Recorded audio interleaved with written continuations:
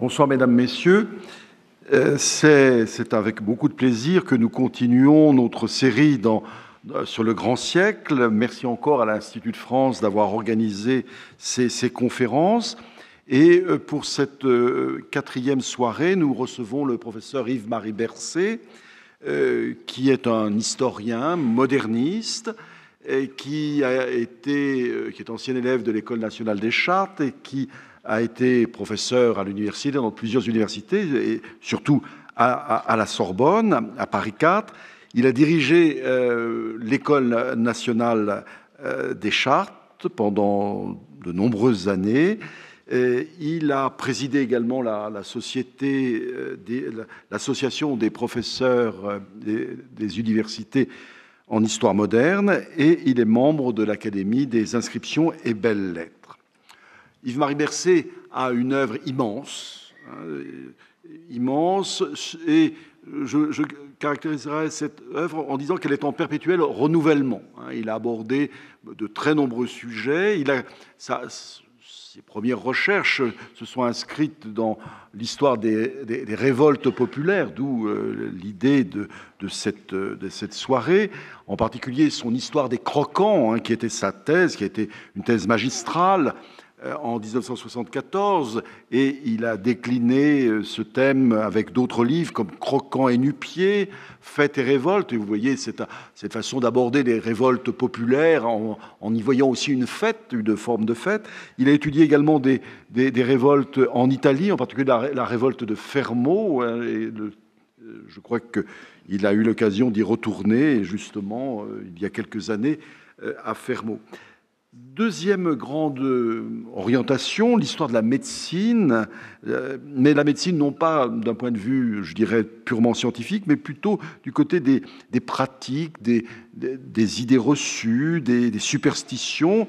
Et son livre de 1984 avait été très marquant, Le chaudron et la lancette. Et ce livre a été de nouveau publié, mais dans des conditions très étonnantes, puisque la préparation de cette réédition, je viens de l'apprendre maintenant, s'est faite à la fin de 2019, et le titre était « Naissance du vaccin », et vous le voyez, c'est juste avant que l'épidémie ne se déclare.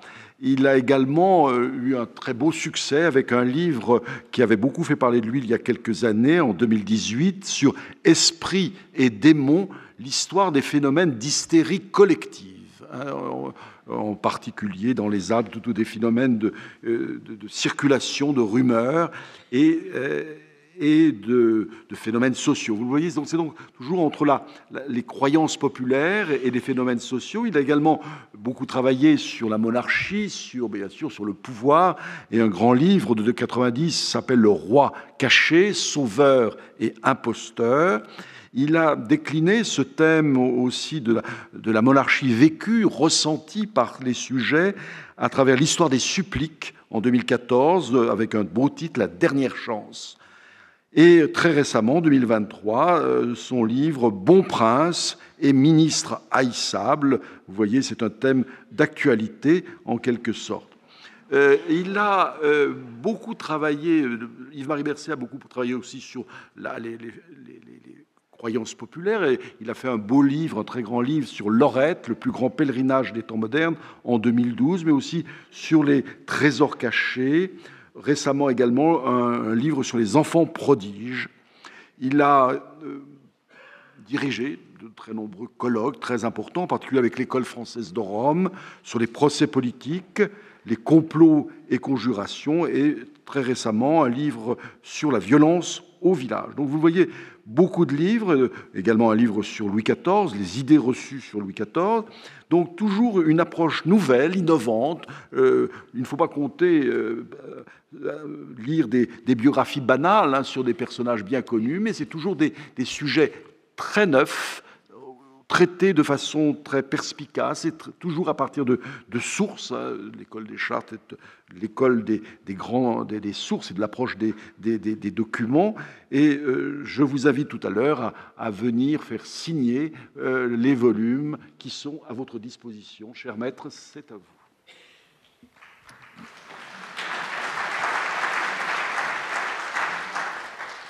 Bien, merci, cher ami. Je suis heureux de participer à ce cycle qui est, je crois, très riche d'évocations, qui a déjà fait intervenir plusieurs collègues particulièrement savants. J'espère que j'aborderai là aussi des domaines qui puissent retenir votre attention, vous intéresser. Alors, on me fait parler, mais je le fais très volontiers, de l'ordre et du désordre. Je vais commencer un peu par l'ordre social et je terminerai par le maintien de l'ordre. Bien, ce n'est pas un plan, mais je vais essayer d'y entrer tout de suite. Dans toutes les civilisations, toutes les époques, les sociétés ont leur hiérarchie. Ces hiérarchies modèlent les conduites avec plus ou moins de force. Elles se marquent de façon parfois spectaculaire ou bien seulement implicite, s'imposant alors plus par des conventions que par des règles formelles. En ce XVIIe siècle, les ordonnancements des individus étaient, comme en tout temps, soumis à des évolutions, mais l'opinion commune du XVIIe siècle les tenait pour à peu près immuables. Ils étaient en tout cas assez puissants et indiscutés pour que les convenants s'imposent de les rendre toujours immédiatement visibles. Même dans la vie quotidienne, ils devaient être visibles au premier regard car ils associaient le comportement, les paroles, les gestes, la démarche, le costume. L'habit devait faire le moine. Des lois somptuaires, d'ailleurs, étaient de temps en temps republiées. Elles restreignaient, pour des raisons économiques, pour la rareté des métaux précieux, l'or et l'argent des bijoux ou des passementeries des tissus précieux. Mais, à vrai dire, dans tous les différents pays, en Italie, en Espagne, en Angleterre, où elles ont été instituées, il était toujours à peu près impossible de les faire respecter. En France, au XVIIe siècle, chacun savait qui pouvait tenir le haut du pavé, faire passer son carrosse avant les autres, prendre la parole le premier dans une assemblée, marcher en tête d'un cortège, porter une épée ou une canne, rester couvert ou mettre chapeau bas, se tenir debout ou bien rester assis. L'observation de ces règles ne relevait pas de la simple politesse. Elle pouvait être en effet lourde de conséquences en créant un précédent, en engendrant un droit. Il fallait donc y être très attentif pour son propre honneur, pour les prérogatives de son ordre, de son corps de métier ou de sa parentèle. Ainsi, par exemple, les officiers d'une juridiction, les maîtres d'un corps de métier, les membres d'une famille fameuse pouvaient s'autoriser de la dignité de leur fonction, de l'ancienneté de la coutume ou de leur prestige local pour se disputer une place dans une cérémonie apparemment banale. En effet, cette préséance pourrait un jour se révéler brûlante dans des situations graves comme des querelles politiques, des périodes de calamité ou de guerre, une situation de siège, par exemple, où l'assemblée des notables d'une ville doit débattre de savoir se rendre ou résister sur les remparts. Et à ce moment-là, il est très important de savoir qui peut parler le premier et emporter la conviction. De tels scandales de conventions sortis de leur époque deviennent, comme vous savez, incompréhensibles. Les manières et les préjugés, spécialement du XVIIe siècle, ont été retenus pour ridicules par la postérité.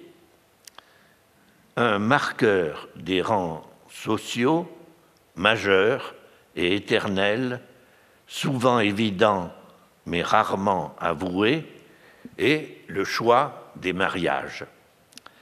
Qui épouse qui ? En cet âge classique, l'attention des familles à ce sujet était si flagrante que, paradoxalement, il était permis d'en rire. Furetière s'amusait des tactiques matrimoniales des familles dans le roman Bourgeois, publié en 1666, où il mettait en scène les approches amoureuses d'une précieuse parisienne nommée Lucrèce, qui rêvait d'épouser un marquis. Alors ici, il faut sans doute s'arrêter pour justifier le recours, sans doute imprudent, à la littérature romanesque qui deviendrait source de l'histoire sociale d'une époque. La mode des romans d'aventure burlesques, picaresques, était venue au début, à la fin plutôt du XVIe siècle, d'Espagne. Le genre de ces récits, plus amusants qu'héroïques, fut en France appelé roman comique. Son succès du roman comique, du genre comique, s'affirmait dès 1623 avec l'histoire comique de Francion, qui était due au tout jeune Charles Sorel. Ce roman raconte des voyages et des frasques d'étudiants en France et en Italie. Avant de devenir la mode littéraire dominante dans la France de Louis XIV, la manière comique avait dû longtemps coexister avec des courants littéraires bien différents, dont les héros ébouriffants étaient lancés dans des aventures extravagantes et interminables. Ainsi, les lecteurs du temps de Henri IV avaient aimé les promenades amoureuses de bergers et de bergères qui n'avaient jamais gardé beaucoup de moutons et qui figuraient dans l'Astrée, comme vous savez, d'Honoré d'Urfé. Pendant les années 1650, les lecteurs avaient suivi les exploits de chevaliers intrépides et de princesses inaccessibles, comme dans Artamène ou le Grand Cyrus de Madeleine de Scudéry, 10 volumes, entre 1648 et 1656, je crois. Madame de Sévigné confiait qu'elle y prenait plaisir comme une petite fille et que c'était avec leur lecture des romans de Madeleine de Scudéry, avec leur lecture qu'elle s'endormait chaque soir. Le genre comique, tout au contraire, préférait un imaginaire vraisemblable. D'abord, ces personnages portaient des noms français et non ceux d'une antiquité macaronique. Ils se rencontraient tous les jours dans les rues de Paris ou dans de grandes villes provinciales. Ils appartenaient à une moyenne bourgeoisie dans sa vie quotidienne, avec ses bonnes fortunes, ses chances heureuses, mesquinerie, naïveté, prétention, mécompte. Leurs événements n'étaient pas extraordinaires. Leurs idées et comportements étaient soumis simplement à un regard critique et moqueur, comme, après tout, dans les caractères que censurait La Bruyère en 1688, ou comme les intrigues dérisoires qui occupaient les plaideurs de Racine. On a pu, avec un peu d'exagération, regarder les tableaux des romans comiques comme de lointains précurseurs des grandes perspectives de Balzac au XIXe siècle. Revenons maintenant tout de même à la vraisemblance des convenances, des mariages, selon Furetière, dans le roman bourgeois que j'ai annoncé tout à l'heure. Furetière était procureur fiscal de la justice seigneuriale de Saint-Germain-des-Prés. Saint-Germain-des-Prés, comme vous savez, était un habitat fortuné, encore aujourd'hui peut-être, et surtout, ce qui était intéressant d'un point de vue d'habitat, une enclave juridique autonome qui échappait au ressort des institutions parisiennes. Furetière était donc un excellent connaisseur de la vie publique de la meilleure bourgeoisie de la capitale. La corruption du siècle, écrivait-il plaisamment, a introduit de marier un sac d'argent avec un autre sac d'argent. Lors du décret du mérite de la vertu, il fut fait un tarif pour l'évaluation des hommes et pour l'assortiment des partis.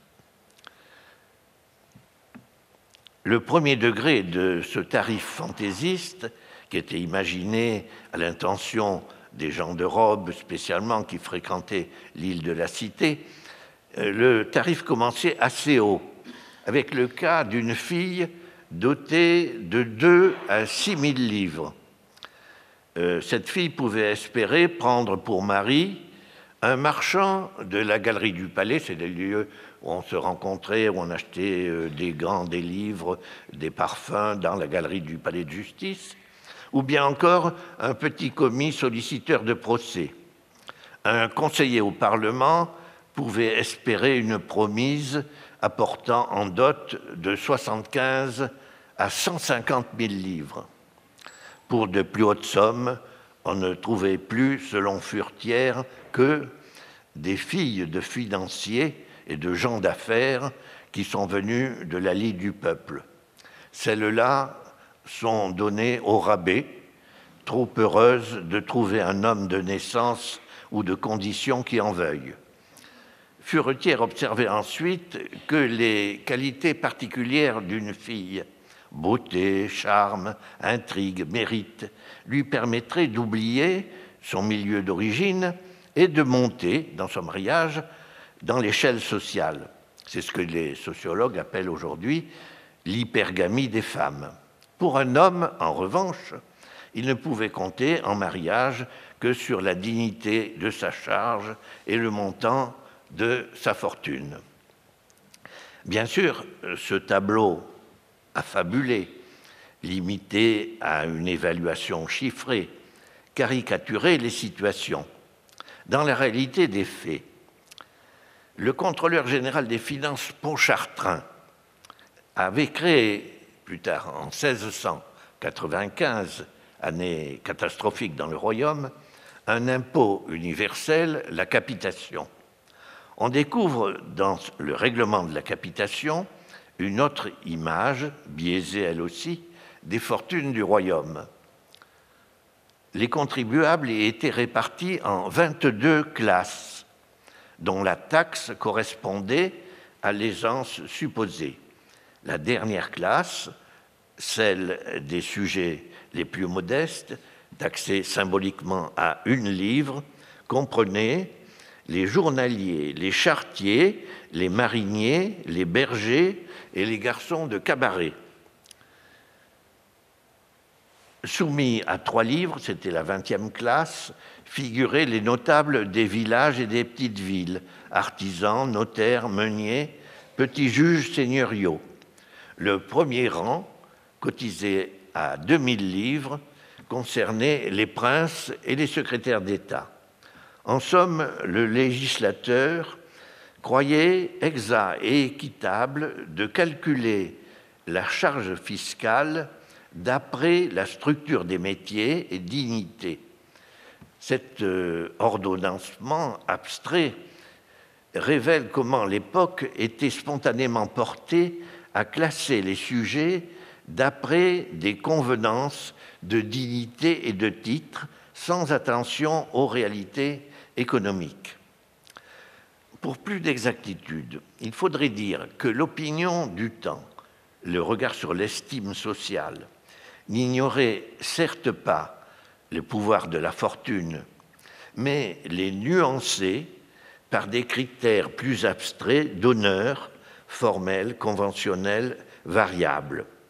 Pour mesurer l'emprise de cette supposée honorabilité sur les réalités des comportements, je me réfère à l'analyse d'1 millier de mariages parisiens relevés par un dépouillement exhaustif des contrats de mariage dans les archives notariales entre 1634 et 1636. Cette enquête, donc de plus d'1 millier de mariages, est représentative puisque la coutume d'Île-de-France soumettait chaque mariage, même les plus humbles, à la signature d'un contrat. Les précisions autour de l'identité et des biens, dessiner une imagerie réelle des rangs, enfin réelle, je veux dire, c'est une convenance qui est vérifiée. Les précisions autour de l'identité et des biens donc dessinaient une imagerie. Tous les contractants avaient un statut reconnu, une place sociale, une honorabilité spécifique. Le rang était signifié par des titres de civilité ou bien significativement par l'absence d'aucun titre de civilité. Il était marqué dans le vocabulaire par des avant-noms comme maître ou honorable homme, et par des statuts comme marchand bourgeois ou compagnon de métier. Le statut de noblesse commençait, le statut vérifié de noblesse commençait avec le titre d'écuyer. En ces années 1630, à Paris, la moitié des hommes et le quart des femmes savaient signer au bas de l'acte. La description des biens révélait, c'est un aspect particulier, l'origine campagnarde de nombreux mariés récemment arrivés dans la capitale. Enfants de laboureurs, vignerons ou maraîchers des paroisses de banlieue et des environs. Ces nouveaux migrants installés dans Paris choisissaient leurs conjoints parmi de véritables citadins parisiens, spécialement dans des familles de gens de service ou de métiers du bâtiment. Alors, je prends un seul exemple, simplement pour montrer la mobilité banlieue, cité centrale et ascension sociale. Le mariage de la fille d'un porteur d'eau parisien avec le fils d'un laboureur d'une proche campagne qui est devenu voiturier. Il possède 2 chevaux, des linges, des couverts et la bague qu'il offre à son épouse. Partout, dans toutes les provinces, l'approvisionnement des villes et les fluctuations des marchés profitaient à ceux qui, dans l'instant, dans des conjonctures de bas prix, peut-être que c'était le cas de ce laboureur de banlieue, ceux qui avaient les moyens d'acheter des terres dans une conjoncture favorable. C'était d'abord des citadins aisés, des officiers royaux de justice ou de finance, ou des gestionnaires de domaines ecclésiastiques, chapitres et abbayes. Parmi ces éventuels acheteurs de terres se comptaient aussi des marchands laboureurs, propriétaires de vastes terres céréalières, engagés dans une mobilité sociale ascendante. Pourquoi se trouvaient-ils dans ce mouvement ascendant? C'est parce qu'ils avaient su diversifier leur rôle économique. Un maître de champ de blé ou de grands troupeaux, qu'ils puissent les détenir en propriété encensive ou en baux de fermage, entreprend un jour de vendre lui-même ses récoltes. Il se fait voiturier et devient fournisseur des marchés des alentours. Sa femme aura une belle robe, ses fils iront au collège et seront plus tard notaires ou avocats. La dot des filles leur permettrait d'épouser un détenteur d'office ou un petit gentilhomme du voisinage. Voici la famille d'Étor, qui fait commerce de boulangerie à Gonesse. Ils font porter et vendre leur pain dans la capitale. Avec leurs bénéfices, ils achètent d'autres terres à blé, des granges, des fournils et des charrettes. De père en fils, ils étendent leur commerce jusqu'à devenir des principaux marchands des halles parisiennes. Une autre famille de laboureurs, les Couperins, avant 1550, cultivent déjà en fermage des champs de blé à Chaumes-en-Brie. Outre les profits du commerce du blé, de leur récolte, les couperins se mêlent de la gestion de redevances seigneuriales, ils avancent de l'argent. Ils étaient aussi joueurs de viol et de flûte dans les fêtes de village. Le châtelain local de Chaume-en-Brie, détenteur d'un office de cour au Louvre, s'entremettait pour permettre aux enfants couperins de monter à Paris dans les années 1630, où ils vont, comme vous savez peut-être, tenir des charges musicales dans les églises de la capitale. Alors, je quitte les braves gens, si vous voulez, des banlieues, montés à Paris, et je passe maintenant au statut de noblesse. Les fréquents engagements guerriers au cours du XVIe siècle avaient continuellement conforté le prestige des armes et promu le nombre des familles nobles, ou du moins réputées telles. Vivre noblement, c'était d'abord être reconnu pour tel dans son voisinage, être accueilli dans les assemblées locales de noblesse pour des débats politiques, des chasses ou des mariages. C'était habiter dans un manoir de campagne, monter à cheval, porter l'épée, envoyer ses fils à la guerre, prendre pour nom celui d'une terre et ne pas payer la taille. Tout supposé gentilhomme ressentait son appartenance à une communauté. Il prétendait à un statut d'honneur et de droit qui, dans les institutions sociales du royaume, constituait le second ordre, ne cédant le pas qu'aux gens d'église. Or, voici qu'en 1664, le jeune Louis XIV vient à ordonner une enquête de contrôle des titres de noblesse et charge les intendants des provinces de dénoncer d'éventuelles familles usurpant ce statut.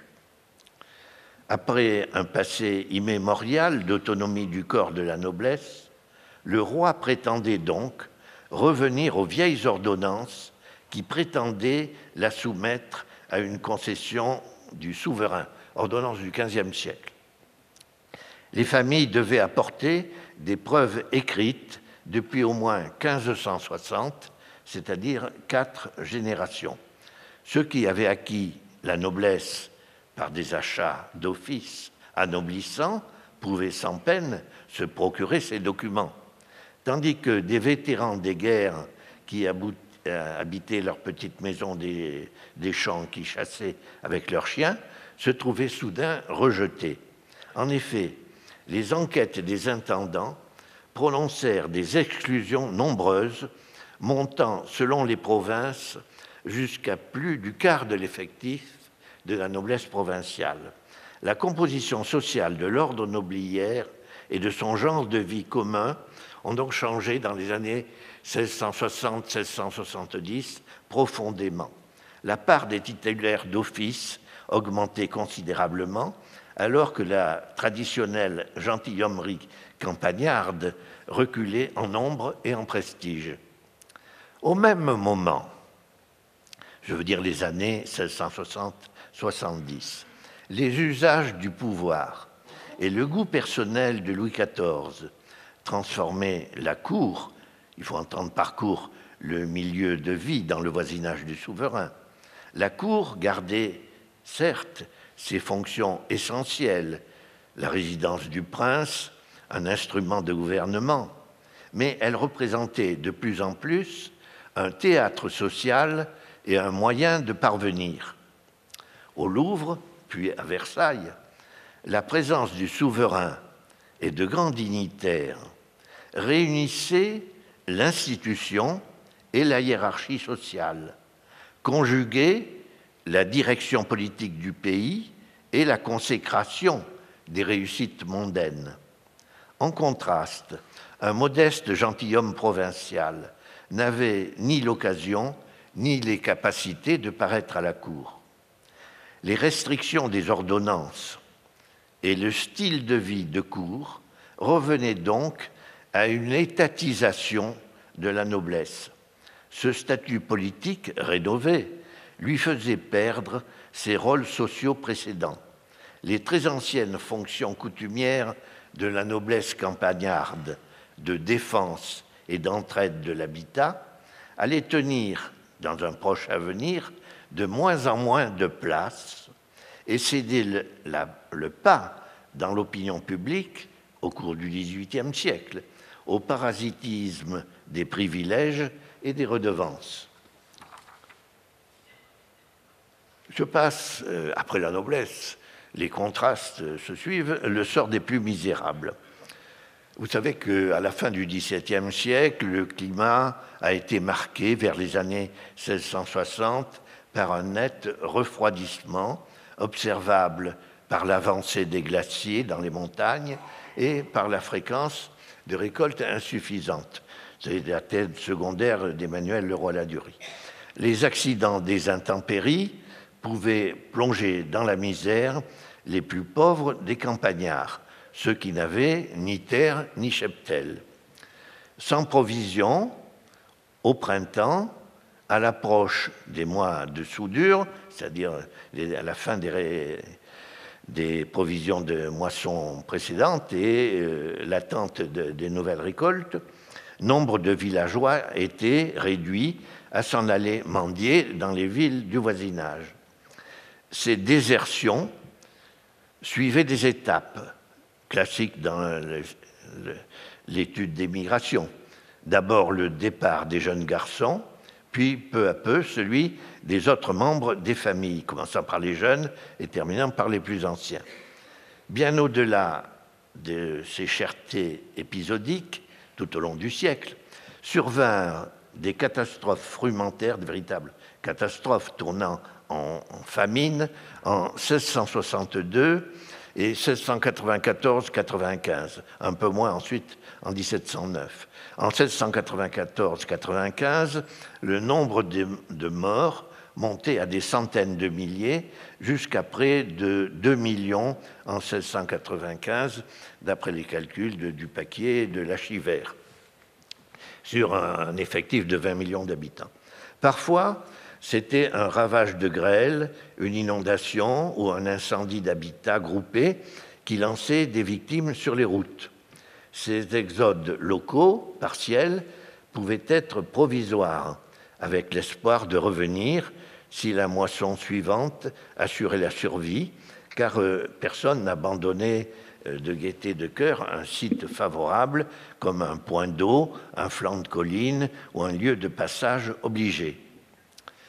Les grandes villes, et bien sûr la capitale, attiraient du fait de ces crises des flots de population instables et misérables qui pouvaient se maintenir au jour le jour grâce aux œuvres de charité. Elles complétaient aussi, si on peut dire, les activités parasites et déviantes où elles étaient promises à mourir dans de petits hospices de bienfaisance ou dans les rues. En 1656, la Compagnie du Saint-Sacrement, confrérie laïque de secours, soutenue par Vincent de Paul, acheva l'édification sur le site marginal d'une ancienne salpêtrière, un hôpital général pouvant accueillir 6000 personnes. Il était destiné aux pauvres femmes chargées d'enfants en bas âge, aux enfants trouvés, aux invalides et aux vieillards. S'y ajoutaient quelques centaines de mendiants et de prostituées frappés de sentences de police. C'est la situation de ces personnes bloquées qui a suscité dans l'écriture de l'histoire, avec Michel Foucault, le thème du grand renfermement des pauvres. En fait, l'hôpital général était conçu comme un refuge et non comme une répression. Et significativement, la sanction d'une éventuelle inconduite des secourus était tout simplement l'exclusion de l'hôpital général. Et il n'était donc pas du tout, en fait, renfermé. Le modèle punitif était bien plus évident en Angleterre ou dans les Provinces-Unies, où depuis longtemps, depuis plusieurs décennies, même depuis la fin du XVIe siècle, les rejetés étaient retenus dans les ateliers de travail forcé. L'efficacité des grands établissements de secours due aux initiatives charitables de familles dévotes fut reconnue par le pouvoir et il était tout à fait efficace dans les années immédiates. Ce modèle parisien fut par la suite étendu à un grand nombre de villes de province et donc, en conclusion de ce paragraphe particulier, on peut dire sans trop d'anachronisme qu'il y a là un grand premier pas de l'État dans une politique délibérée de secours sociaux. Alors maintenant, je vais passer dans la seconde partie, si vous voulez, de mon propos, ayant évoqué les convenances des hiérarchies sociales et les avatars, si vous voulez, des différentes strates sociales. Je vais essayer de vous montrer l'ordonnancement des institutions de maintien de l'ordre. La fonction essentielle du roi dans les anciennes sociétés est de rendre la justice. L'armée dont il peut disposer, et dont le roi de France pouvait disposer avant les années 1660, n'aurait pas été suffisante pour maintenir son autorité dans le royaume. Louis XIII, avant 1630, c'est-à-dire avant plutôt 1635 et l'entrée en guerre contre l'Espagne, réunissait moins de 30 000 hommes, par exemple au siège de La Rochelle. L'obéissance aux lois ne dépendait donc pas du nombre de soldats, mais de la fidélité des sujets, ou autrement dit, de la confiance implicite de la société. Cet ordre tacite de l'ancien monde rural était fondé sur la coutume et la solidarité d'habitat. Dans la réalité d'un jour de danger, il n'y avait pas d'autre force publique dans les campagnes que les gens des communes, appelés par le tocsin, et que la noblesse, appelée à monter à cheval. Dans les villes, c'étaient les bourgeois en armes qui veillaient sur leurs portes, leurs remparts et leurs places de marché. De même, l'application des décisions de justice reposait uniquement sur l'adhésion des justiciables. Les juges n'avaient à leur service qu'un ou deux huissiers ou sergents.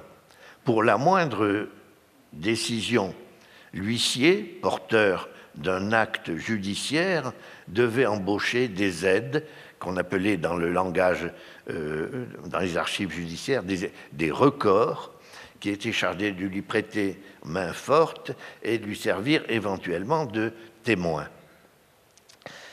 Le traitement des désordres sociaux ordinaires dépendait donc le plus souvent de l'autodéfense et non pas de la justice. En effet, la possession d'armes était commune. Alors, c'est seulement au cours du XVIIIe siècle qu'il y a une véritable restriction de la détention d'armes. Le recours à la violence au XVIIe siècle était banal dans tout l'éventail social, que ce fût au service des familles et des voisins, de la communauté d'un village, de la prépotence d'un seigneur accompagné de ses amis et domestiques. Par exemple, pour la dispute d'un héritage, au moment des récoltes, il était efficace de faire monter ses amis à cheval pour aller razzier les granges, étables et moulins des domaines contestés. Les enlèvements de bestiaux, les moissons nocturnes en armes, les déplacements de bornes, les saisies de clés de château, les attaques de charrois, les chevauchées de représailles, les embuscades au retour des jours de foire, l'entrée par surprise dans une maison forte, toutes sortes d'épisodes de guerre privée se rencontraient dans les annales judiciaires dans toutes les provinces tout au long de ce siècle. Si un jeune homme voyait son amour repoussé par des parents intraitables, Il lui restait à enlever la demoiselle, certainement consentante. S'ensuivaient les escalades de hautes fenêtres, les rapts, les galopades, les poursuites, les mariages clandestins, les procès de reconnaissance d'enfants, de refus d'héritage, etc. Alors, c'est d'ailleurs, on peut s'attarder un instant, voir la fascination du rapt dans la société du XVIIe siècle. C'est des scènes qui sont, rapt d'Europe bien sûr, représentées dans la fiction des arts, des gravures, des sculptures, non pas qu'elles correspondent à une pratique sociale courante, bien entendu. Le rapt est théoriquement puni de mort, mais en fait c'est un moyen de chantage vis-à-vis des familles en cause et qui aboutit généralement à une conciliation. Les vengeances d'intérêt ou d'honneur, les guet-apens, les duels individuels ou collectifs, allant jusqu'à de véritables batailles rangées, pratiquées en plein jour, avec la conviction du bon droit, revenaient, sans trop de surprise, dans les chroniques familiales et dans les plaintes en justice. Il fallut plus tard les années de plénitude du pouvoir Louis XIVien pour que ces faits divers cessassent d'être tolérés, du fait de, cette fois, la montée des ambitions de l'État, et puis aussi du fait du lent changement des morales communes et de, sans doute, la généralisation d'une pratique chrétienne pacifiante des rapports sociaux. En fait de force publique dans les campagnes du royaume, des ordonnances de Henri II avaient créé dans chaque bailliage ou sénéchaussée des charges de prévôt, dits vice-baillis ou vice-sénéchaux, qui étaient appelés des juges bottés. Ils commandaient des compagnies de cavaliers de maréchaussée qui gardaient le vieux nom d'archer. Chaque archer de maréchaussée achetait son office et tenait un rang, certes médiocre dans la hiérarchie des institutions, mais respecté dans son canton. Les archers de maréchaussée continuaient chacun à exercer un métier tel que propriétaire terrien, maquignon, maître de poste ou aubergiste, et ne montaient à cheval que sur réquisition formelle du prévôt. Les archers devaient alors tenir les chemins lorsque survenaient des passages de troupes allant vers les frontières, des voitures d'impôts portées vers Paris, des menaces de brigands ou de bohémiens, des escortes de prisonniers conduits en appel vers la conciergerie d'un parlement ou des convois de galériens emmenés vers les ports de la Méditerranée.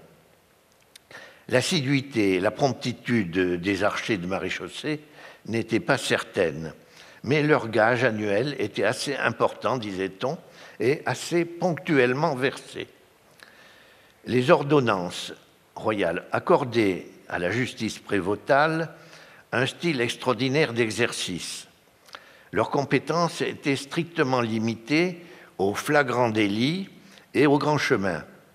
Elle était inexorable, immédiate et sans procédure, selon l'adage « pris pendu au premier arbre trouvé ». Dans des cas graves et rares de réseaux de brigands, guetteurs de foires et de chemins, le rassemblement exceptionnel de plusieurs brigades locales pouvait être efficace, comme par exemple contre la bande de Guillery qui, en 1608, parasitait les foires de l'Ouest. Il fallut plusieurs centaines d'archers du Poitou, du Limousin pour la détruire en bataille rangée dans une forêt aux environs de Niort. En revanche, dans des circonstances politiques graves, en face d'un soulèvement paysan ou d'une prise d'armes nobiliaire, les brigades d'archers auraient été impuissantes.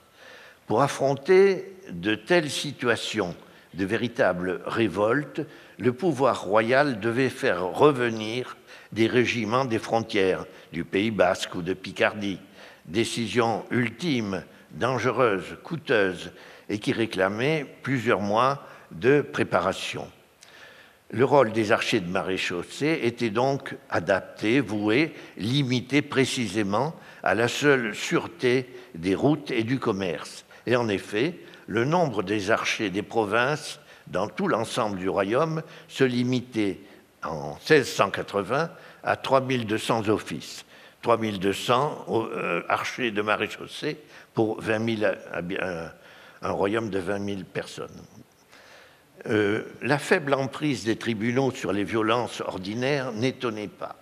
Les magistrats, les politologues connaissaient le caractère souvent purement symbolique de leurs décisions. Les exécutions à mort se voulaient d'autant plus spectaculaires et cruelles qu'incapables de changer les mœurs. Les officiers des parlements se plaignaient d'ailleurs de leur impuissance dans les régions les plus éloignées de leur ressort. Dans les doléances des assemblées d'État revenait toujours la demande par l'opinion publique de plus de présence et d'efficacité des sièges de justice. Les crimes impunis, les sentences inexécutées, les enquêtes et informations impossibles, les plaintes de pauvres gens sans recours s'accumulaient. Les magistrats étaient parfaitement conscients de ces déficits.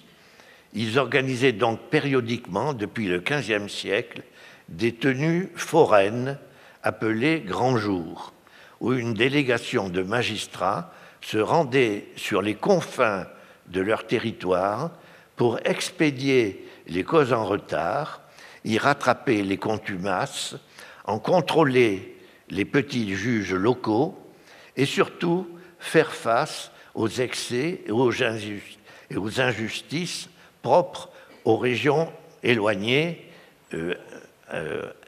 n'étaient pas joignables par les archers de justice. Le procédé des grands jours avait fait ses preuves. Il y avait eu 18 séances de grands jours au XVIe siècle. Les dernières tenues de cours foraines avaient eu pour siège Lyon en 1596 et Poitiers en 1634. Au début des années 1660, le retour de la paix et le nouveau pouvoir d'un jeune roi faisaient espérer et attendre de grandes réformes. Le chancelier Séguier et les plus hauts magistrats du Parlement de Paris travaillaient dès 1665 à la composition d'ordonnances exceptionnelles qui devraient refonder totalement l'exercice de la justice. En même temps, ces mêmes juristes parisiens organisaient dans l'immédiat une séance des grands jours à ouvrir à Clermont d'Auvergne pour y résoudre les retards considérables d'affaires pendantes dans cette province d'accès difficile et pour y faire l'épreuve des formes procédurales qui allaient justement être publiées dans les années suivantes pour être appliquées après dans tout le royaume. Les pièces des procès des archives du Parlement furent rassemblées et portées à Clermont. Les compagnies des diverses prévôtés du Massif central y furent convoquées. Des commissaires furent envoyés dans toute l'Auvergne pour interroger les curés, les cabaretiers et les maréchaux ferrants, qui étaient tenus pour les meilleurs connaisseurs des événements et crimes de leur voisinage. Les magistrats parisiens séjournèrent à Clermont de septembre 1665 à janvier 1666. Ils prononcèrent plus de 300 sentences de mort, mais seulement 23 furent exécutées. Le Parlement de Toulouse tint une autre séance de grand jour, qui est souvent confondue avec les précédentes, qui siégea au Puy-en-Velay et puis à Nîmes d'octobre 1666 à février 1667. Ce furent les derniers cas de grand jour. Le lourd et fastidieux déplacement des magistrats parisiens était désormais regardé comme inutile après la publication solennelle en 1667 et en 1670 des grandes ordonnances de justice civile et criminelle. En fait, les nécessités du maintien de l'ordre et ses aspects de politique générale ne dépendaient plus à l'avenir de l'institution judiciaire, mais des intendants de province, qui étaient les représentants directs et tout-puissants de l'autorité du roi. Significativement, les intendants avaient été dotés déjà sous Louis XIII de compagnies de fusiliers portant des casaques à leur couleur. Ces escortes étaient infiniment plus efficaces que les archers des bailliages et surtout elles étaient immédiatement soumises aux ordres du pouvoir central. Alors il faut que je passe maintenant plus vite aux compagnies de garde de la maison militaire du roi. Les institutions royales avaient de tout temps compris des gardes pour protéger le souverain. Le 20 juillet 1608, Henri IV réserve un accueil particulier à l'ambassadeur d'Espagne qui est reçu au château de Fontainebleau. L'introducteur de l'ambassadeur lui fait d'abord, à l'entrée du château, traverser les rangs des archers du grand prévôt de France, puis ceux du capitaine de la porte. Dans la cour carrée de Fontainebleau, l'ambassadeur passe devant une compagnie de gardes en ordre de bataille. Dans la cour du donjon se plaçaient en même appareil 2 compagnies de gardes françaises et 2 autres de gardes suisses. Sur l'escalier montant au logis du roi était veillée la garde des 100 Suisses, plus proche et plus décorative.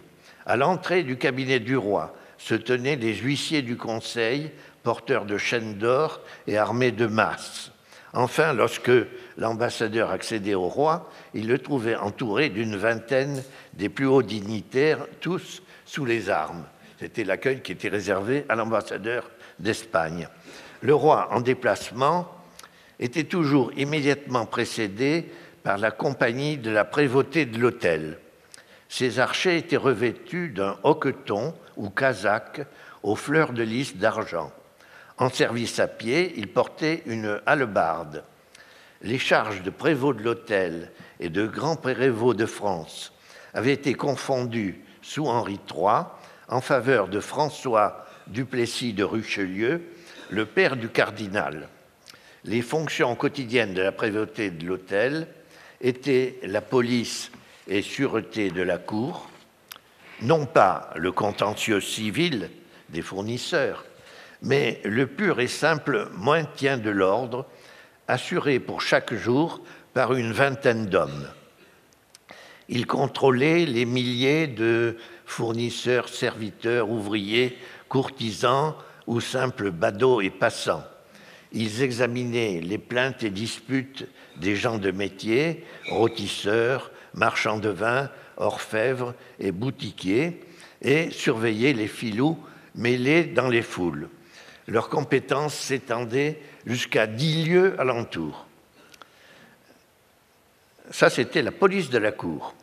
La défense du dehors des résidences du roi, différentes, était confiée à 4 compagnies militaires d'élite, les gardes françaises et suisses, créées en 1563, et 2 compagnies de mousquetaires, créées en 1622 et 1660, dont le roi était le capitaine en titre. Ensuite, aux portes et à l'intérieur des appartements, veillaient des compagnies plus prestigieuses, des archers des gardes du corps, attachés à la personne du souverain. Ils étaient souvent personnellement connus et familiers du roi. Ils étaient chargés de graves exercices de gouvernement, tels que la publication des ordonnances dans le territoire, par cris publics et affiches sur les places, sur les poteaux des halles, dans les auditoires de justice et dans les hôtels de ville. C'étaient des situations à risque. La vue de leur casaque cramoisi, rouge cramoisi, et avec la livrée royale, et au besoin le cri public à la force du roi, suffisait pour imposer le respect. Également dangereuse était l'exécution de décisions de justice qui impliquaient des personnes ou des familles nobiliaires puissantes, ou bien des arrestations subites sur lettre de cachet, et plus sinistrement, des interrogatoires, tortures et supplices des criminels d'État. Il faut évoquer ici quelques exemples. Nicolas Rapin, grand prévôt de France sous Henri IV, lettré et poète à ses heures.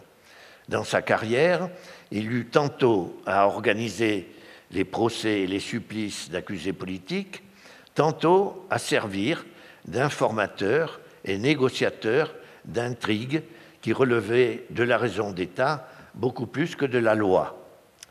Nicolas de l'Hôpital, marquis de Vitry, capitaine des gardes du corps, homme de confiance de Louis XIII, se vit confier en 1617 la mise à mort de Concini et en 1626 l'arrestation du duc de Vendôme. Robert de Lamont, enseigne des gardes du corps de la compagnie écossaise, fut chargé de 1620 à 1627 de démantèlement de remparts de villes protestantes, charge très dangereuse. À partir de 1633, il eut la mission de surveiller le ministre Châteauneuf, enfermé sur plainte de Richelieu au château d'Angoulême. Lamont avait la consigne d'écouter et de transmettre au Louvre tous les propos du prisonnier. Exemple plus fameux encore, bien sûr, Charles d'Artagnan, lieutenant de mousquetaires de la Garde, fut de 1646 à 1653 agent secret de Mazarin à l'étranger. Il fut chargé successivement de la surveillance du cardinal de Rais en 1654, puis en 1660 de celle du surintendant Fouquet. L'envoi dans ces types de missions secrètes était l'ordinaire des gentilshommes gardes du corps. Les fonctions des officiers ou simples archers des gardes du corps constituaient alors assez exactement la préfiguration d'une police d'État. Alors je vais terminer maintenant avec le lieutenant de police de Paris. Un tournant majeur dans la conception de l'ordre public fut la création à Paris, en 1667, d'un lieutenant général de police. Il faut rappeler que le terme de police s'entendait encore comme gestion de la cité et non dans le sens actuel d'instrument de contrainte légale. La population de la capitale était depuis longtemps en croissance rapide, elle atteignait alors plus de 500 000 habitants, de sorte que la criminalité apparaissait plus que jamais incontrôlable. Jusqu'alors, jusqu'aux années 1660, la paix publique dans la capitale avait dépendu du bailliage de Paris et Île-de-France siégeant au Châtelet. Chaque semaine s'y tenaient des réunions des procureurs du Châtelet, des commis du bureau de la ville, du chevalier du guet et du grand prévôt. Ces responsables, depuis longtemps, constataient et déploraient leur manque de moyens. Des crimes scandaleux, récents, avaient alerté l'opinion et le Conseil du roi. Le nouvel office de lieutenant général de police de Paris allait désormais recevoir autant de pouvoir qu'un secrétaire d'État. Il disposerait de plusieurs centaines de cavaliers de maréchaussée et aussi de dizaines d'inspecteurs ou mouches employés à parcourir les 17 et bientôt 20 quartiers de la ville. Leur attention allait se porter sur la population flottante des auberges, cabarets, tripots, maisons de bain, jeux de pommes et hôtels de passe. La lieutenance avait aussi la lourde responsabilité des approvisionnements, des marchés, des foires et plus encore du soin des rues, pavage, facilité de circulation, numérotation des maisons, enlèvement des ordures, établissement des fontaines, milieu de lanternes, etc. L'institution parisienne fut immédiatement efficace. Son modèle pourtant demeura limité à la capitale. En effet, les autres villes du royaume préférèrent garder leur relative autonomie et conservèrent, jusqu'à aujourd'hui, leurs instances municipales, maisons de ville, juridiction communale, aujourd'hui la justice de paix, mettons jusqu'au courant du XXe siècle, appuyée par non pas des milices bourgeoises, mais par des gardes champêtres ou par des petites troupes de sergents de ville. Alors, les effets les plus célèbres de la mise en œuvre de lieutenant général de police de Paris sont, comme vous savez, l'évacuation de la Cour des Miracles, la création de la place des Victoires, l'établissement définitif du marché aux chevaux au-delà des remparts, les changements du paysage, de l'habitat, l'établissement de fontaines, de pompes dans la Seine, etc. Alors voilà le résultat, si vous voulez, de la mise en ordre de Paris. Alors je n'ai pas de conclusion, je veux simplement attirer votre attention sur le fait qu'on a très clairement dans l'examen à la fois des représentations sociales et des institutions d'ordre public une rupture qui se situe dans les années 1660-1670. Ce n'est pas surprenant, vous le savez tous, c'est le début de l'application des décisions de règne personnel de Louis XIV. Mais ce n'est pas seulement, je dirais, l'influence décisive de l'intelligence, du goût, de l'autorité du jeune Louis XIV, c'est aussi le fruit d'un phénomène de génération. Louis XIV, aussi génial qu'il puisse être, mettons, est en réalité le fils de sa génération. Et ce n'est pas lui qui crée, si vous voulez, cette évolution, ce changement des regards et cette centralisation accentuée. Elle était voulue par l'ensemble des contemporains qui ont eu, si vous voulez, 20 ans en 58, comme lui. Ce sont des gens qui ont eu des 30 ans de guerre à l'Espagne, 30 ans ou plutôt un siècle de guerre de religion. Ils aspirent à une paix publique et à une centralisation des institutions. La création de l'hôpital général, la création de la lieutenant générale de police, la fin des grands jours et le remplacement par une justice autoritaire déléguée aux intendants. Tous ces éléments de changement, vous voyez, sont, je dirais, le résultat, bien sûr, de l'époque Louis XIVienne, mais on dira plus largement, je crois, de cette génération de la seconde moitié du XVIIe siècle et des changements de mœurs qui sont peut-être aussi bien le résultat de la mise en œuvre des décisions du Concile de Trente. Enfin, je vous laisse juge, vous en prendrez ce que vous voudrez.